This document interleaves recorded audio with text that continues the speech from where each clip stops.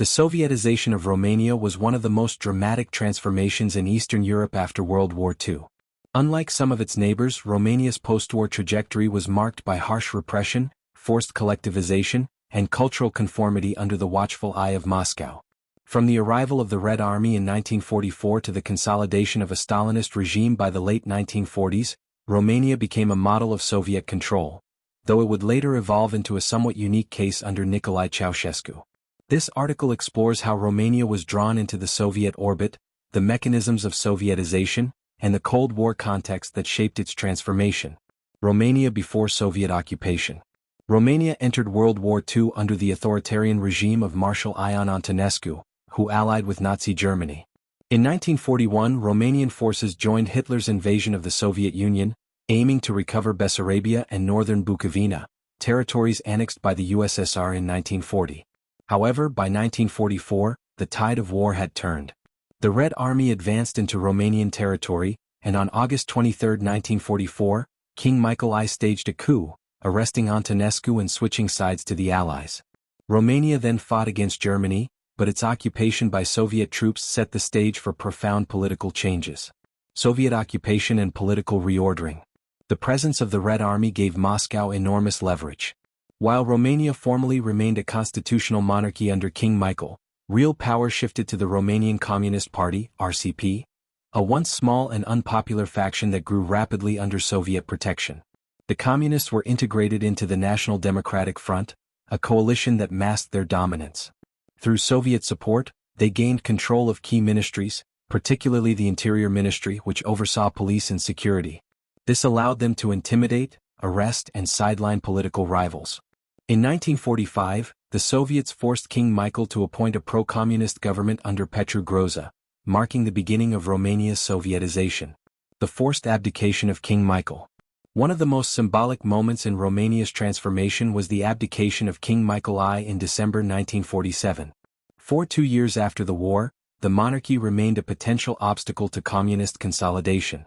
Michael attempted to resist by demanding Groza's resignation in what became known as the Royal Strike, 1945 to 1946, but Soviet pressure neutralized his efforts. Finally, under direct Soviet orders and the threat of violence, Michael was forced to abdicate on December 30, 1947, and the monarchy was abolished. Romania was declared a People's Republic, eliminating one of the last symbols of pre-communist political legitimacy. Political repression and Stalinist control. The late 1940s saw the rise of a Stalinist dictatorship in Romania. The RCP, under leaders such as Gheorghe Gheorghiu-Dej, used the security services Securitate to eliminate opposition. Show trials targeted former elites, intellectuals, and political rivals. Opposition parties, such as the National Peasants' Party and National Liberal Party, were outlawed. Tens of thousands of people were imprisoned or sent to forced labor camps, such as those along the Danube-Black Sea Canal. The Securitate became one of the most feared institutions in Eastern Europe, ensuring complete loyalty to Moscow and the party leadership. Economic Sovietization. Romania's economy was transformed to fit Soviet priorities. Nationalization, 1948. Banks, industries, and transportation were brought under state control. Collectivization of agriculture. Beginning in 1949, land was seized from peasants and reorganized into collective and state farms, mirroring Soviet collectivization. This sparked rural resistance, which was brutally suppressed. Reparations to the USSR. Romania was forced to pay massive war reparations to Moscow, including shipments of oil, grain, and industrial goods. Soviet-Romanian joint ventures, called SOVROMs, further drained the economy, transferring profits to the USSR. These measures crippled Romania's economic independence and tied its fortunes to the Soviet system. Cultural and ideological conformity. The Sovietization of Romania also extended into culture, education, and ideology. Marxism-Leninism was made central to the curriculum in schools and universities. Textbooks were rewritten to glorify the Soviet Union as Romania's liberator. Religion, historically significant in Romania, came under heavy attack. The Orthodox Church was placed under state control, while the Greek Catholic Church was outlawed in 1948. Literature, film, and art were forced into the mold of socialist realism, suppressing creativity in favor of propaganda. Through these measures, the regime sought to reshape Romanian identity and ensure ideological loyalty to Moscow. Romania in the Eastern Bloc. By the early 1950s, Romania had become firmly integrated into the Soviet-led Eastern Bloc. It joined the Council for Mutual Economic Assistance (Comecon) in 1949, aligning its economy with Soviet planning.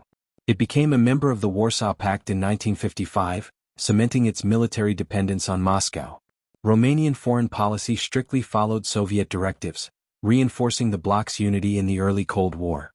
Romania's loyalty to the Soviet Union during this period was virtually unquestioned, in contrast to later years when leaders like Ceaușescu would pursue limited independence. Resistance and dissent. Despite harsh repression, resistance to Sovietization existed. Peasant revolts erupted against forced collectivization in the late 1940s and early 1950s, though they were crushed.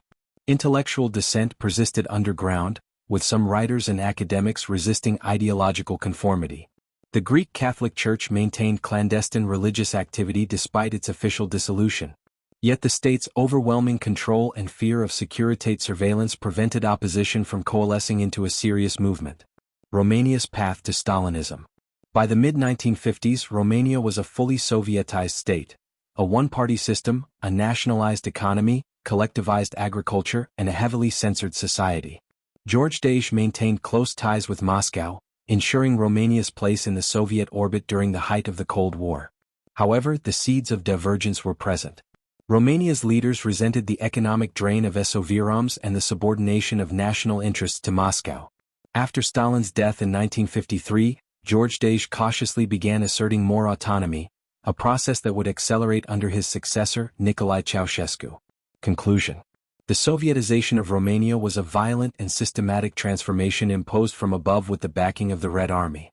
Unlike in countries where communism had some popular base, Romania's Communist Party relied almost entirely on Soviet support and repression to gain power.